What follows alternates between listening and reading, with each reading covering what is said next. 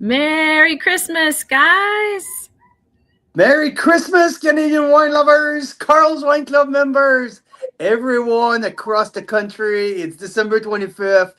It's Christmas Day.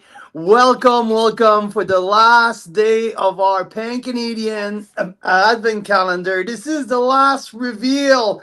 Oh, wow, what an incredible adventure of 12 days with all of you guys. It's a day of gratefulness here at Carl's Wine Club office. Mira Boucher, Merry Christmas.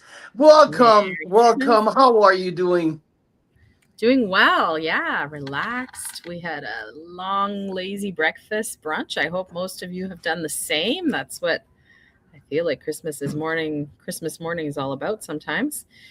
I Not wish too much in a I not too much of a honestly, food coma. Not too much I of a miss, food yeah, coma.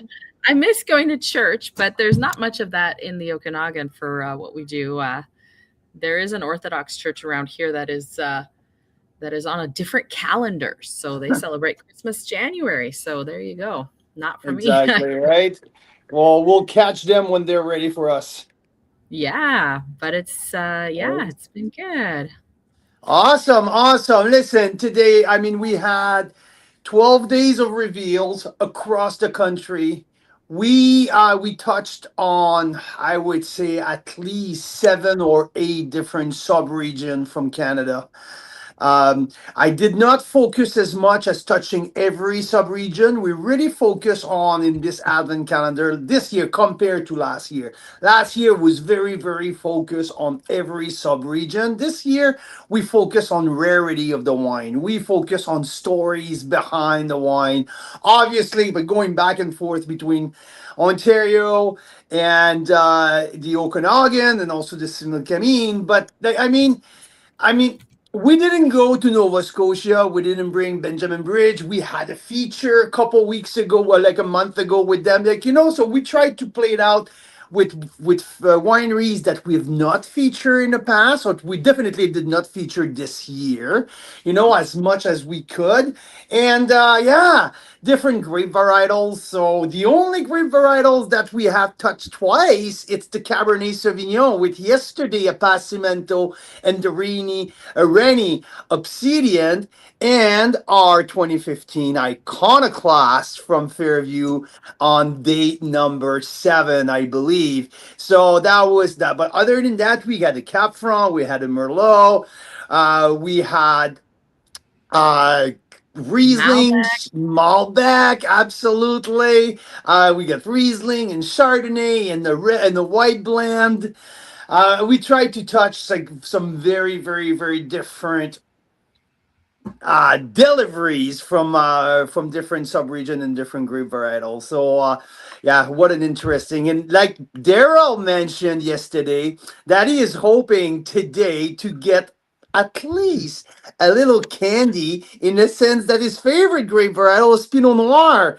And what? After 11 days, Daryl didn't get his Pinot just yet, but why did I save a Pinot Noir for the very last? It's because it goes so well with turkey and Christmas dinner. That's the why. I've saved the very last one for the Pinot Noir because we knew we're gonna go all the way to Christmas Day, December 25th, and having a Pinot open before we hit the turkey and or the leftover, right? So I thought that was the perfect finish for us. And yes, we haven't been to the Similkameen Valley, so Pinot Noir from the Similkameen Valley. That's what we have here on deck. And now you guys don't know the vintage yet or the winery yet. Mira's gonna open it up in a few minutes time. But yeah, so I would like to welcome everyone who's been following us since the day one of the reveal, since December 14. Thank you, everybody, for tuning in with us almost on a daily basis. What an incredible group you guys were to spend a daily hours with you, and some of the days even more than an hour. So what an incredible privilege it was for us. I think And Mike has been ferociously disciplined, not opening these bottles till we open them together, which is really fun and awesome. And his is still under wraps. So should we unwrap it? Well, for Mike, I mean, yes, Pinot Noir, Similkameen Valley. So, I mean, there's not a ton of different wineries that you guys like we can offer that kind of quality. So there's a few possibilities. So Mira, please drum roll. Ta-da! Do we Wine get a number clue from 12. the tip? We do get a Yeah, clue from there. Some of you know that logo. absolutely, absolutely. Look at that. This is Corsolet Estate Winery. From the 2019, the beautiful 2019 vintage from the Similkameen. We're gonna have obviously we a pre-recorded interview with Charlie Besserer, who is the winemaker owner at Corsolet in the Similkameen. We'll talk about why the Similkameen is so different. We'll talk what is the real typicity of that incredibly beautiful sub-region of the British Columbia wine industry. Sorry about that. My apology, but Pass and my germs on to Carl. It's his turn for the next week with this flu. you know what? I have a Chardonnay in my glass. I should be just fine. So Mira, Ah, first before we talk Pinot, I would like to thank Daryl for helping us to choose our Christmas oh, dinner last wine night. last night. Mira, Holy, it's still in this glass. you have day two of Rennie Estate, the G, Mm. 2016 vintage here in your Oh, glass. it's a I good don't know one. if you remember the very first time that we visited Graham at his estate on our way back to the airport after an incredible weekend in Niagara, almost a week in Niagara. We were It on was your our birthday. way. We were on our way to the Rogers Center where the Red Sox were visiting the Blue Jays, and my mom, yeah, that is like, and we stopped there. We tasted that day in his basement the Colleen 2016, which would became our wine of the year. I think 3 years ago. But this is the G. This is the G assemblage, which is a blend of Cabernet Sauvignon, Cabernet Franc, Merlot, Petit Verdot, and Malbec, all estate fruit. So that's what we had last night. Because you know what? Oh my God. And Alan and Jojo are having the same thing, you guys. We have the 2016 G Assemblage open too. It's Ah, in my that's glass right awesome. Well, now. cheers to you. Joyeux, It's joyeux still a Noël. baby. It's still a baby, but that's why we said we'll have one glass today and then we'll try it tomorrow and the next day as it opens up more and more. They're decanting it, which is probably what we should have done, but uh, we have a lot of wines open, so we figured we'll just do a glass a night for a few nights. Exactly. Bon, Joanne, Alain, joyeux Noël à vous tous, en espérant que vous passiez une très, très belle journée de Noël, que ça, c'est pas trop froid, que vous n'êtes pas trop sous la neige. Ici, on est sous la pluie. Mais on vous souhaite un très beau Noël en espérant que toutes vos proches se portent bien et que vous ayez une très belle journée. Donc, joyeux Noël à tous nos amis francophones de la belle province, des régions francophones du Canada. On veut vous remercier beaucoup pour tout le support apporté au cours de la dernière année. Puis on vous remercie de faire partie de notre calendrier de l'Avent, des 12 jours de notre calendrier de l'Avent qui fut une expérience absolument exceptionnelle. Donc, un gros merci à vous tous. There you go. That was a little thank you in French for our French Right. counterpart here. Hey, and So that's kind of interesting. Mike and Jen have a 19 upper bench Pinot Noir, but now you've got an 18 from the Similkameen. I think it's a 19, Mira. It's a 19 from the Similkameen, not an Oh, this is 18. 19. Oh, sorry. Yeah, This is I a had two 19. 18 wine, which was the Malbec and the Merlot. The Pinot is a 19, so that's the only wine from the 2019. I realized that the only vintage we didn't have in the recent vintage, I believe, was the 21. We had 24 with the Riesling. We had 22 23s. The Viognier and the Syrah, which I made a pan-Canadian blend. We had a 22, I believe. Anyway, so we had a wide representation of different vintages. We didn't have 21, and we didn't have 2016, if I believe. But yeah, it was such an interesting process. So, what does? Can you go back in some of the comments, Mira, and get us a little recap on comments? Well, just it's interesting because Mike's saying he's got that 19 upper bench Pinot Noir, and this is a 19. I didn't realize. I thought it was an 18. It's a 19 from the Similkameen. 2019 was quite a sleeper vintage in the Okanagan for reds, especially from the Naramata bench.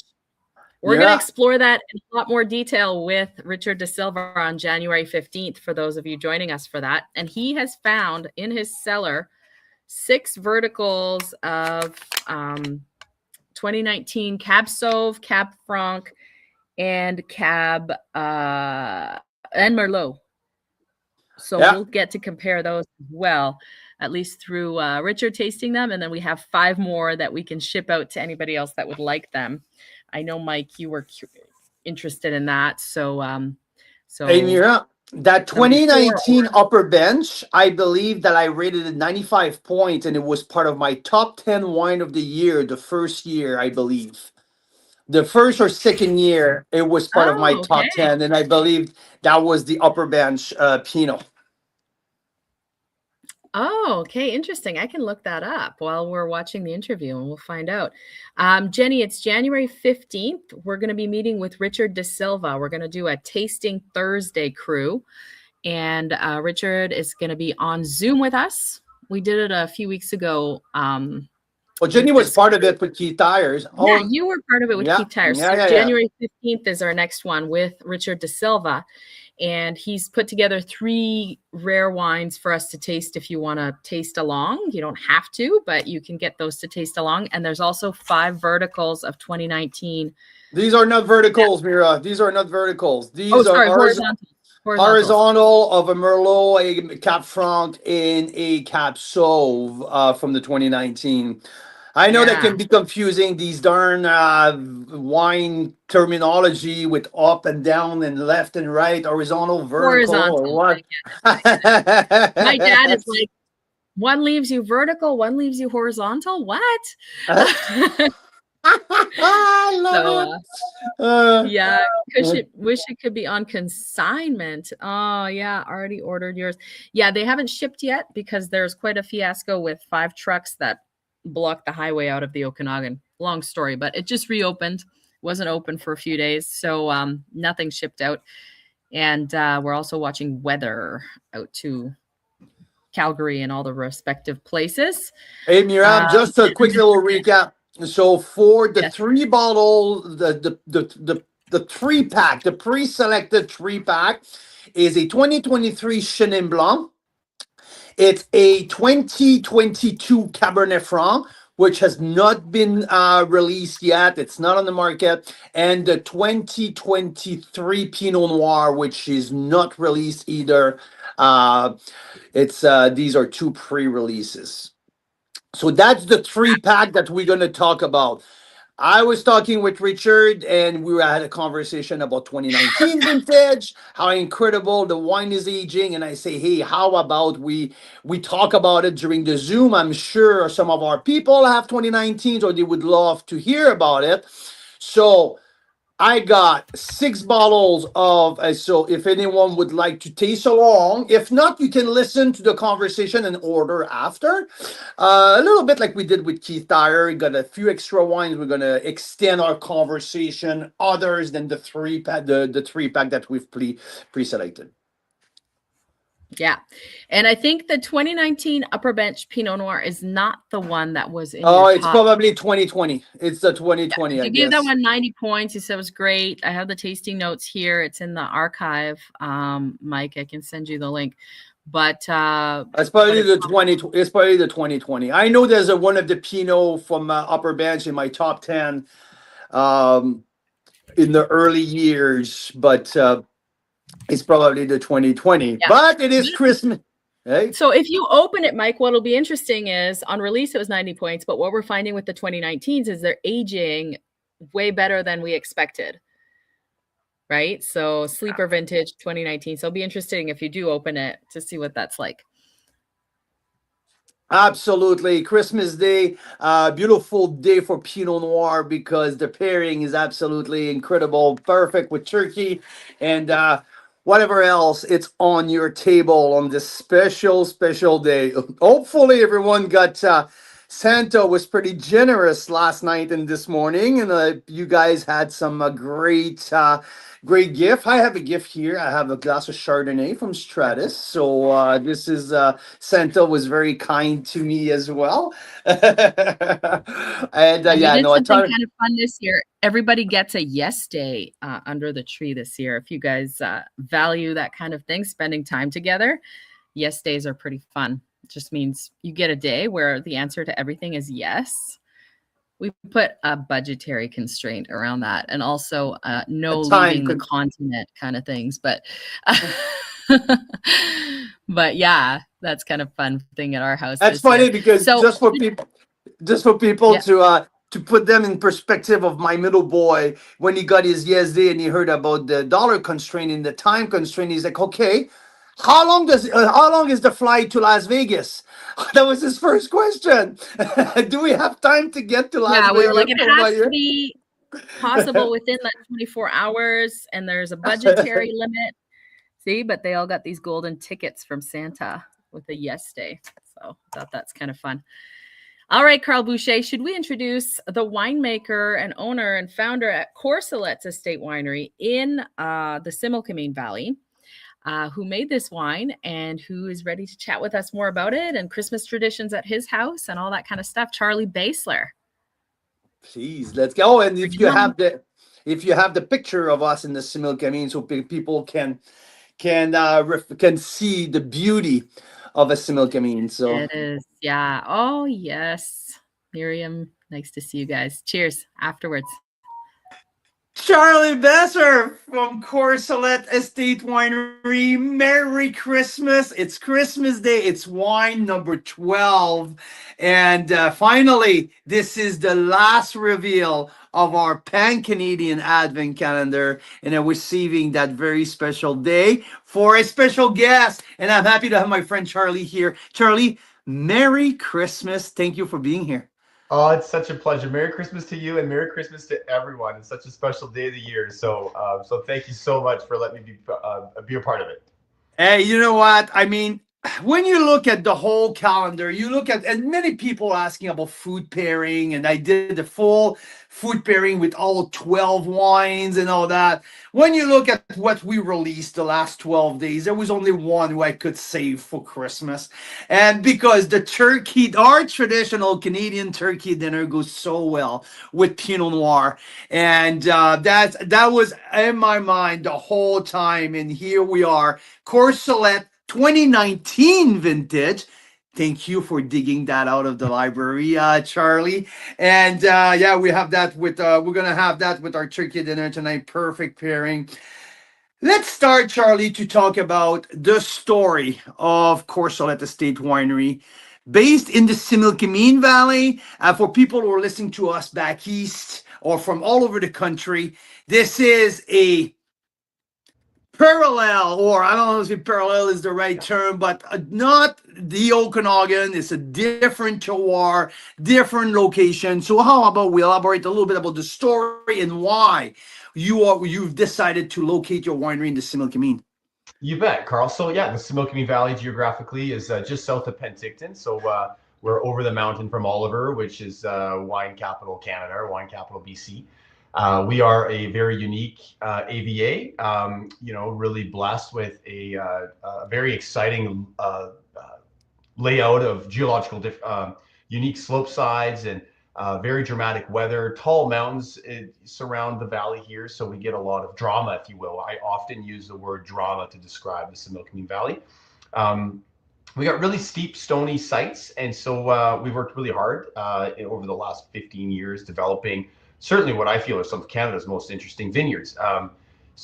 Think really endless depth of stone. Vines generally really adore these rugged climates and produce really intense flavored, unique wine characters. So we've got a vast portfolio. Pinot is certainly our sweetheart. I've loved making Pinot Noir from our estate vineyards since the very beginning. It's a unique region in a sense that we also grow Cabernet, stones throws aways from Pinot Noir. So our Pinot has some unique characteristics for that reason. The Similkameen is a gorgeous place to call home, and certainly one of the most exciting regions to make wine from in Canada. Okay, so when this Courcelette was founded, take us back a little bit at the very beginning, and what was the vision at the beginning? Were you planning to build a portfolio on Bordeaux reds or more on the Burgundy varietals? What was the vision at the beginning? Sure. Our first vineyards were purchased or planted and purchased in 2006, and then Courcelette we produced grapes and sold them, and then started kind of dabbling with the idea of winemaking for ourselves. So I've come from a long lineage of agriculture, so farming's always been our story. It was in 2010 that my wife and I decided that we were going to launch our own brand named Courcelette, named after a region in Switzerland where my family is from, where I grew up. And so it just kind of really clicked. Initially, our first planted vineyard had Cabernet Sauvignon and Syrah. And as we just acquired different parcels of land that had their own unique growing conditions, so did the portfolio. So we just finished a bunch of different replanting following some cold weather events, but we have a vast portfolio from all the Bordeaux reds, if you will, like Petit Verdot, Malbec, Cabernets, Merlots, Pinot Noir, Chardonnay, Viognier, and yeah, just to name a couple. And Pinot Noir, of course, now being an interesting part of our portfolio as we've moved our plantings uphill, Carl. And if you remember, I'd taken you to that very beginning.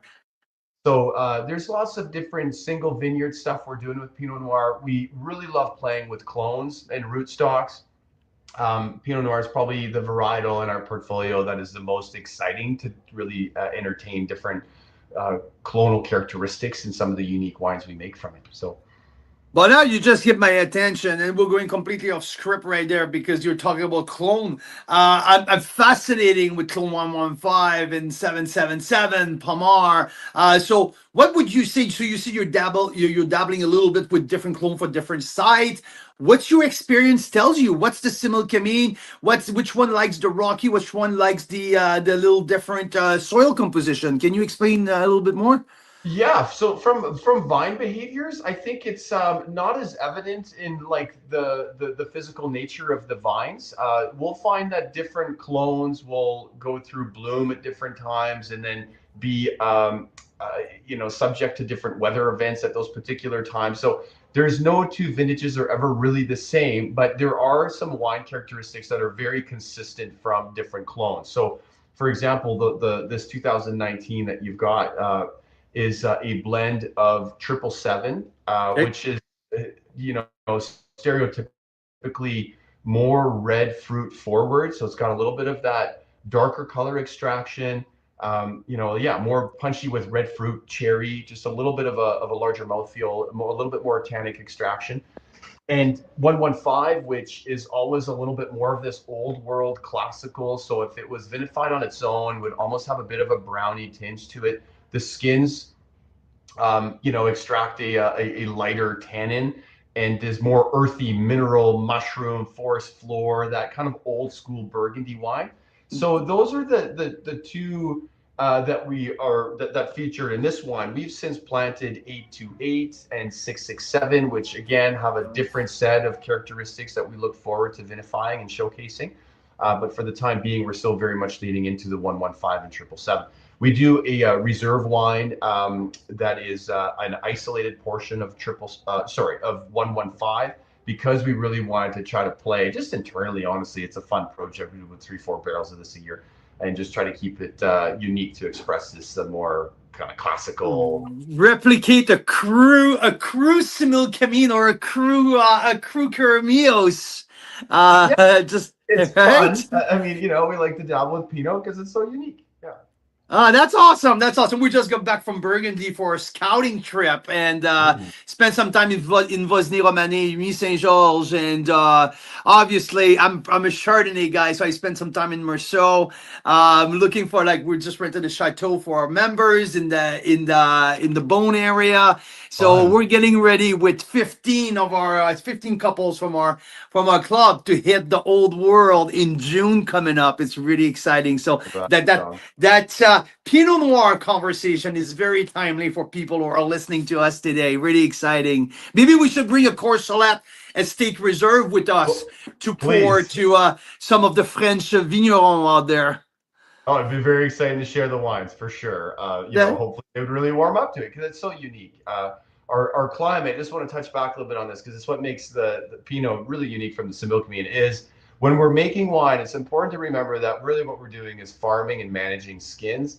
And Pinot, because it is so classically delicate and it's known to be when we expose it to these dramatic that sun intensity of the similkameen in combination with the wind, we ultimately are getting a tougher skin that you typically would get from more delicate climate zones. So as a result, we really get to taste this climate probably some of the most. It's so responsive and so reactive to its environment. And that's why I think our particular Pinot program in the Similkameen is just kind of stands out. It's not really it doesn't play in the same playground as a lot of BC Pinots because of the intensity of climatic variables here.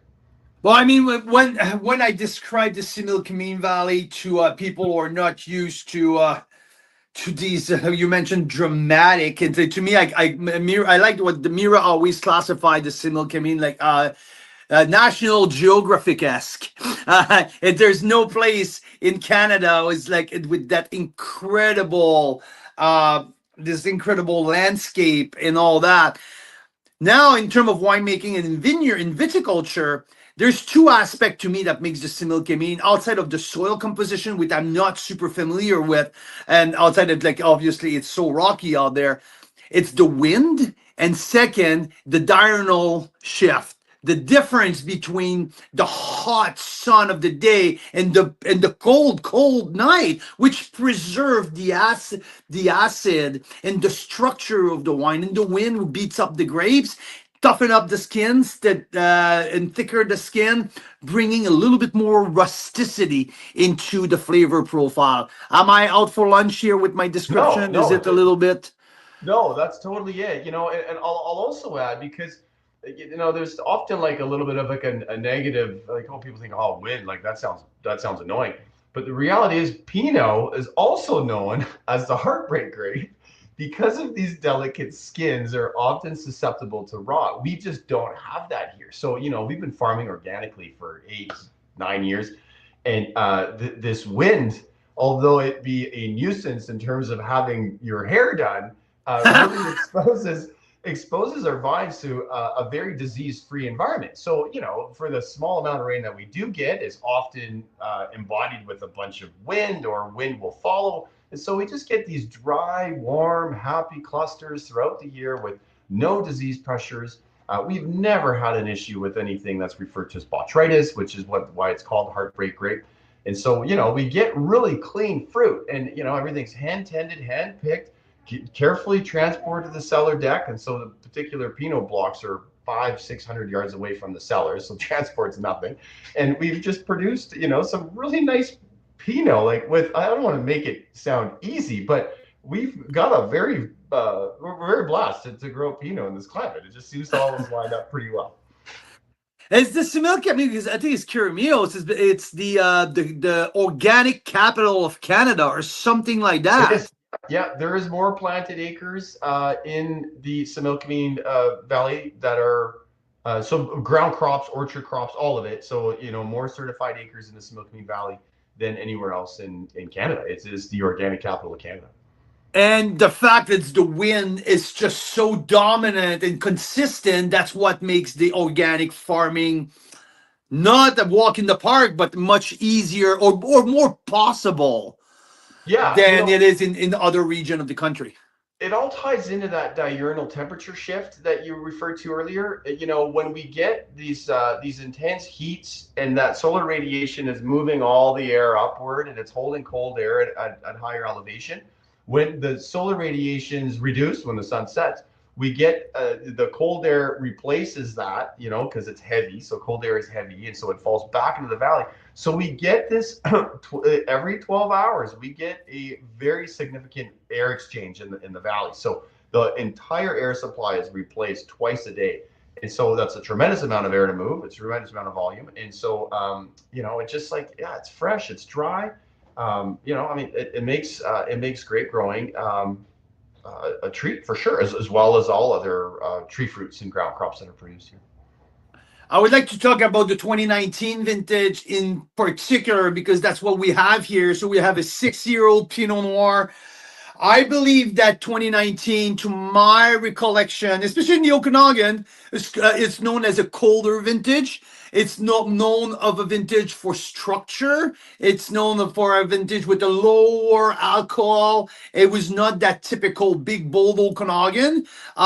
How was 2019 from your vineyard in the Similkameen, Charlie? Well, I would what I recall the most from 19 is just length of season, and so especially when we're talking about Pinot Noir and other earlier ripening reds, intensity is never ideal because we often will ripen these from a chemical perspective, so a combination of acids and sugars, too early, and we haven't achieved that phenolic ripeness. When we're talking about Pinot and some Merlot clones, that a more modest climate, but length of climate, it really punches out those flavors. And so we get a lot more developed, seed tannin, skin tannin, even rachis. So we'll do some whole cluster, so stem included to get a little bit of that green tannin. And so I really remember 2019 being a banner year for those earlier ripening reds. I do remember that we were, I won't say nervous, but we had to be proactive when we saw the season progress for our late ripening products. So Syrah and Cabernets, I remember doing some late season crop adjustments. But for Pinot, I remember fruit set being absolutely gorgeous. So it was a generous year. Our vineyard certainly provided us that nice 3.7 to 4.2 tons an acre on. Oh, that's beautiful. The accountant liked that number.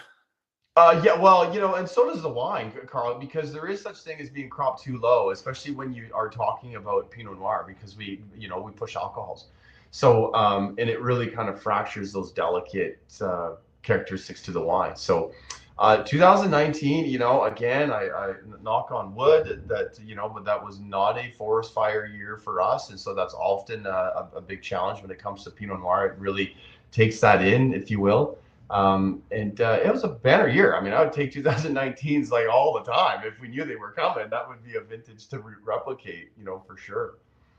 Hey, having that Pinot conversation, Charlie, you're from Switzerland, so is Pinot is the grape varietal that you grew up with, in terms of seeing your family drinking for holidays or for celebration? Is it the grape varietal a little bit closer to your heart in terms of what you prefer outside of the winemaking facility? Tell me a little bit about what your preference and how you grew up. Well, so Switzerland's vast, very mountainous as well. So, they no two regions produce the same, but certainly a lot of Pinot Noirs produced Gamets and Garnet Noirs. They've got some their own kind of like red varietals. Yeah. But certainly Pinot, my grandfather was a big Pinot guy. And so Pinots from Switzerland and or France were very common at all celebrations. Pinot in general is the most versatile red wine, period. It is something that can be, really calculated in terms of food pairings, but sometimes you just want a nice glass of wine and Pinot's going to be that bottle you reach for. And a funny thing is, in terms of our lifestyle, so my wife and I's, if you went down to our wine rack and like, hey, what are all these big reds and why is there no Pinot on here? Do you not like Pinot? Well, the challenge is that we're always pulling the Pinot. So like, we're enjoying the Pinot. And so, but if you looked at our rack, there's none on there because we drink it as we buy it. So, so we find that really interesting. Pinot is, just you know, you can tap into a bottle of Pinot shortly afternoon, and sometimes that is a more challenging situation with like a really big aged Bordeaux blend, for example, right? Those typically have a lane that they have to live in. But Pinot is like, hey, let's have a nice glass of red wine. And in the summer, you can enjoy it a little bit chilled. And so it's just such a diverse varietal. And so we've really we've increased our Pinot plantings much more than any other varietal. And so because of our past releases, and including the one that we're talking about here, has been very exciting to us and everyone who's enjoying it. So you're going to see more Pinot out of us, that's for sure. If that answers your question, Carl. It does. It sure does. I mean, you guys should come to Burgundy with us. Holy smokes, that would be hey, like they're talking about the Pinot Noir in Chardonnay land. So no, we're really looking forward to that trip. That's for sure. Hey, growing up on the farm in Switzerland, how's the because it's Christmas Day. We're all cooking right now. Everyone, like the pans and pots are flying in all of the houses around here in Canada. Family are gathering. What was your Christmas dinner looks like growing up? Well, so we as Europeans, and I don't believe it was unique to us, we always celebrated on Christmas Eve. So the 24th was the big party, and often that was you know, we didn't like the stereotypical you would think it'd be fondue or raclette or something like that, but no, we always actually had fondue bourguignon, which Ah, fondue chinoise, which is Chinese fondue. Is just a different way of no, it cubing seems like or you're from slicing. Quebec, from where I'm from. That's Yeah, exactly what happened. We've yeah, celebrated on the 24th always, and the fondue chinoise. That's exactly yeah, what we're. yeah. Ah, And the reason we did that is because that dining experience would be long, right? It's not yeah. like, and we could prepare a lot of that ahead of time, and you know, it would just be like some pretty basic ingredients. But it was all about company and extending mealtime to something like 3 hours, right? We'd all sit around the table, and of course, wine would be open at every single every available spot on the table would have a bottle of wine that wasn't being used for food, and we just kind of hung out that way. That's the way it really took place, and so we still very much hold that tradition here. And on the 25th is kind of like a rest, and of course the kids do the gifts, and so it's a quiet time typically. So, but would we enjoy a bottle of Pinot around noon? Absolutely, let's do it. Are you guys doing the turkey with the girls and the wife for Christmas here? We're gonna shake it up a little bit, actually. You know, fondue is we've still done fondue bourguignon for years, and so we might shake it up a bit. So we don't know if there's gonna be a roast cooked, and we're still trying to finalize who's coming for dinner. We typically host you know, between 12 and 15 people. So we'll see. We're still trying to tighten up those numbers and what we're gonna do for mealtime. I have to share with you before I let you go. We were in Burgundy and flying from Burgundy from Lyon. We were going to Romania. Mira's from Romania, right? So we were going to visit. So we spent a week in Romania, and we had almost a full day to spare in Lyon. So we decided we look at the map, and Geneva was 3.5 hours from where we were. And so we decided to go for a cheese fondue in Geneva for lunch in Switzerland and come back for our flight to Romania a month ago. So we just thought it was pretty cool just to Good sneak out man. in Switzerland for a fondue for lunch with the kids and come back. Perfect. What a trip. Right Yeah, on. it was awesome. It was awesome. And then every region in Switzerland will have actually a different fondue recipe, which is really interesting. So it'll be every canton has their own kind of specialized cheese. And that Ah, cheese, much like wine, is unique because they're pasture raised at different altitudes on different mountainsides. And so they'll eat different flours, which produces different flavor in the milk or the cream, and therefore the cheese. And so every region in Switzerland's got different fondue recipes, so that's also really unique. I'm that's not sure what you'd there's even think. terroir. There's terroir even in the Yeah, fondue. yeah, that's There you correct. go. Charlie, cheers to you. Merry Christmas to you, Jesse, the girls, all of your family. We greatly appreciate your time. Thank you so very much. Wish you all the Dude, best. And we sure hope to connect in 2026. Merry Christmas, everyone. Carl, and thank you so much to you and Mira and your family. Have a fantastic day. Thank you. Nice. There you Nice. go. That's awesome. I'm kind of sad. I'm kind of sad. I This is know the a few last people are one. texting us. We're sad this is the last day of the Advent calendar. I know, but there's so many more exciting things coming up. I mean, even this Sunday, we're on for the BC Wine Insider's Guide, where we're spilling all the good and not so good tips, or things you need to know if you're coming for a wine tour in BC, or if you're collecting wine from BC. All of Carl's top Wineries and wines and restaurants and stuff like that, right? absolutely, and what makes each region different and special. So that's coming up on Sunday. That's an insider guide, and there's 3 other insider guides coming up, which is like an online 1 to 2 hour virtual experience that's very interactive. We're in Zoom, and a lot more structure than what you see in these lives. So you learn a lot, and then we also send you off with like written materials that are useful, like here's all the wineries that have free tastings right now, here's all the wineries that if you're a Chardonnay lover, you got to make sure you stop by if you can, things like that. So that's coming up. Awesome. Merry Christmas, you guys. Really great to see everyone. And Dean's saying that there should be a Pinot Noir insider guide. I think that's what Daryl is agreeing to there. Sipping on some Riesling from Lunescence. Fantastic. A great starter. That's right up the street from where we are here in Summerland. And I Stacy mean, and Jeff are finding the Pinot delicious. I thought it was super special. And it has that special Simiclamine like signature. There's that dustiness to it, I find, and that you get from the also rich Simiclamine. fruit though. At this stage, at 6 years old, I think the fruit is coming out, and like the tertiary just starts with like, I mean, like a little bit of plummy.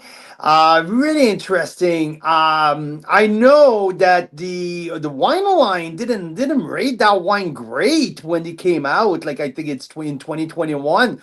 And I was looking at it, I was like, holy shit, what's happened with these guys? This Pinot is fantastic. But yeah, I mean that's a big deal. Waiting for 6 years for these kind of wines, often they improve so much over the years. And I mean that's what we try to reflect in these 12 wines. Lots of them are library releases, and to bring a mix of new release and back vintages, just to showcase different wines at different stage was so much fun. Whoa, bless you, Excuse bless me. you, bless you. And Absolutely. I think it's time. First and foremost, let's do the 30 second of judging my scores at 92 plus points here with that Pinot Noir from Courcelette 2019. Yeah, I Uh, would love the to hear what the you guys floor think. the And floor is yours. yes, and Karen says something interesting. We had several bottles of bubbles from Bella last night and this morning. We stumbled upon Bella through George McCarty here in West Kelowna, who brought it to one of our varietal marathons. I think for Pinot Noir, was it? Yep. Yeah, Pinot Noir marathon that we did. We had 56 Pinot Noirs, and he brought a Bella bubbly Pinot Noir, and it As a was Palmar, that was Palmar clone sparkling one of traditional their super small batch ancestral method. wines. It didn't have a label. It just had like sort of a tag on the neck, and it was so good. It was really good. Anyway, we haven't had too many more of their wines, but interesting thing, Karen, is that Bella was on the Naramata bench. They are now in the Similkameen, which is where this Pinot Noir is from. So that'll be interesting, especially if they're going to use grapes from the Similkameen to make their bubblies going forward. That's super interesting. Another great advent calendar. Thank you so much. Looking forward to next year. Oh, love you too, Stacy and Jeff. That's lovely. And So Karen says that they paired 6 bottles of Bella to 6 courses at their wedding in 2023. That is super cool. Wow. really That's cool. awesome. Really cool. Wow, that's You guys must love awesome. bubblies. That's great. Nice. I'd Cheers. Merry like to Christmas. ask if you guys can recall since day one the with the sparkling with the Noble Ridge, the one Grand Reserve. What is your top 3 wines of this advent calendar? If I may, you can put your top 3 here in the comments, and I might start myself. If I go back, I would say probably the Iconoclast is my number one. I think that the Viognier might be part of it too. I really, really, really enjoyed the Viognier. And the Rennie was quite something. I'm sure that I might forget a few. Ah, yeah, the Syrah. The The Syrah as Syrah, you well. can't really beat the Syrah Yeah, in yeah, some yeah. way. So I said the Iconoclast, the Viognier, and the Syrah will maybe my top three. So, Yeah. yeah, Mira, do you have Jason and something? Jeff are not going to try, but they might pick the Cap Franc just to get at Daryl. Daryl has a great point. Maybe in future years, our wine for the Christmas bottle should be a Magnum. That would be kind of fun. Stratus White, the Organized Crime Cap Franc, and the Syrah. Well, you guys know that I love the Bushvine Syrah. I'm super sad that 2023 is the last one for a while because of the vine damage they had. So that's got to be in my top three. I The think, good thing, Mira, is there's some cases left, so we can stock up. yeah, of the 2023. We're getting the pre-release. So the link I'm going to put in the chat here, if you haven't had a chance to look at what's available, there's a secret order link there at the top. It's in green button. And you can pick some of the 2020 Syrahs of the Bush Vines, the 23s. So a lot of these wines are, if they're still available, a lot of them are only available here and sometimes in small amounts. Some of them are available on the winery websites as well. But we will compile them for you and ship them out first week of January if you order through that link, and we'll email you to confirm. Haven't had them all yet as I was so sick. I know what you mean. I was sick too. This is Cap Franc and the one in Fairview and Rennie I haven't tried yet, just opening the Syrah. Ooh, if you're opening the Syrah, you're in for a treat. That's awesome. And Daryl really liked the Black Bank Hill Viognier, which I agree, probably one of my sort of like sleeper favorites, like one of the Oh yeah, surprises. oh absolutely. I'm 100% with you guys. 100%. Me too. Yeah. Absolutely. Well, we have a tourtière on, you guys, but it is not what most people think of when you look at tourtière. It's not like the ground meat pie. It is the kind of tourtière from up north Quebec, where our very Canadian Carl is from. So And I have it's to the make a hunter. It's the hunter pastry to pie. put over it. Yeah, so it's like big chunks. Like traditionally, what, Carl? That used to be made with whatever the hunters would catch, right? So it could be like rabbit, it could be deer, Moose, deer, moose. or all of the above. So my grandpa will come back from the bush, like I would say, for like a month and a half. He was usually up there for 6 weeks. With because they had 13 kids, he will go out there with the three or four oldest boy, and they will hunt for like for 6 weeks, and they come back with so much stuff. And grandma would just throw a mix of everything. And because potato was dirt cheap, so and Back they were then, growing anyway, not with yeah, inflation. back then. Hey, this year we didn't had any potatoes here in the Okanagan on the 23rd. So Because the highways were closed, the grocery stores had no food before Christmas. It was crazy. so yeah, so that was the hunter stew. Let's put it that way, with all of these wild meat and pork and potatoes and onions, cover with a nice crusty and crust and in the oven for 8 hours.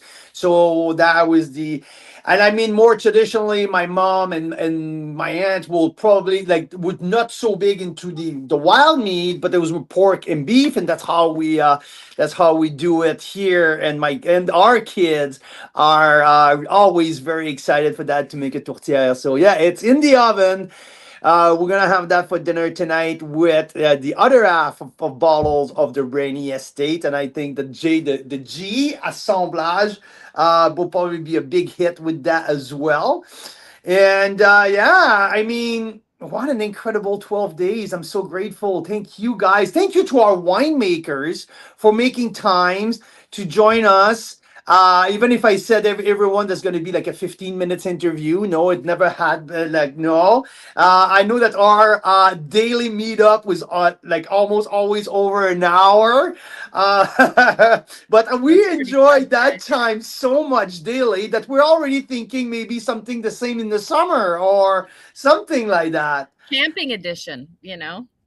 But yeah, that's been so much fun, you guys. Thank you so much. I would love to do some prizes here.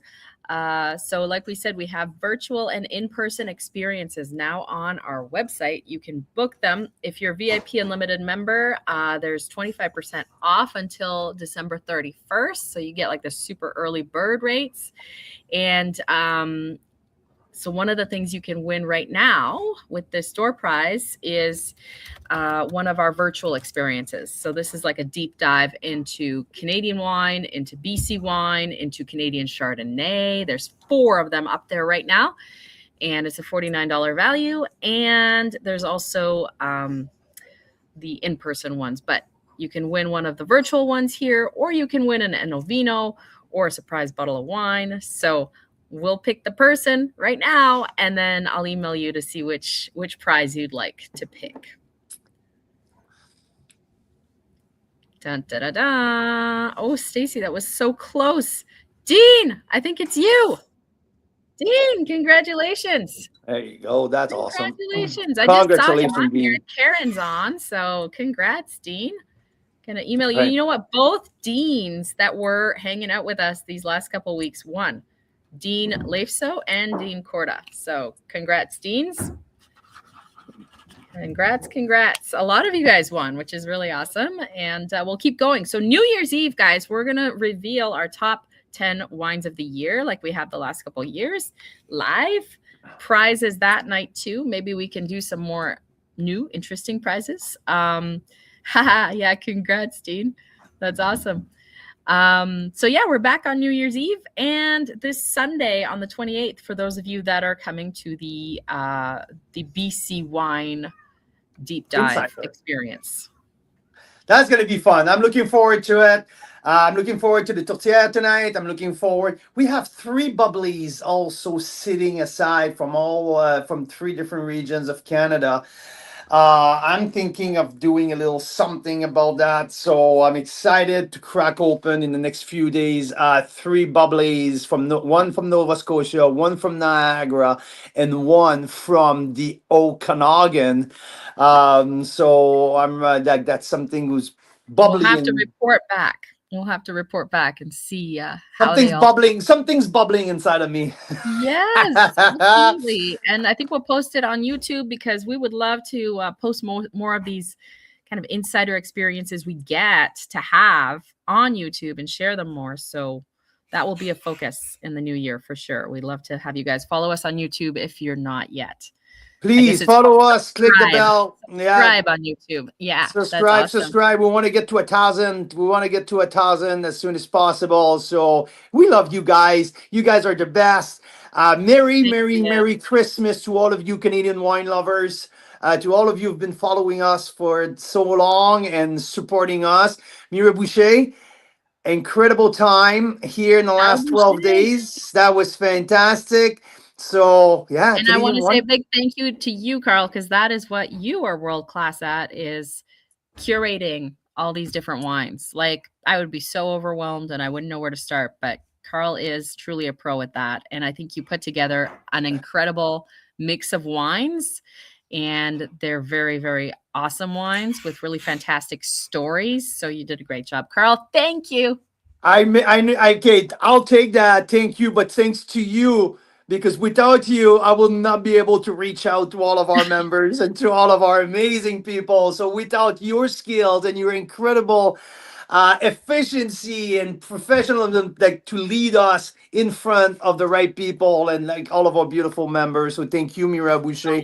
So, and yeah, so Canadian wine lovers, Carl's Wine Club members, everyone across the country, Merry Christmas. Do this, Carl. Do this, Carl.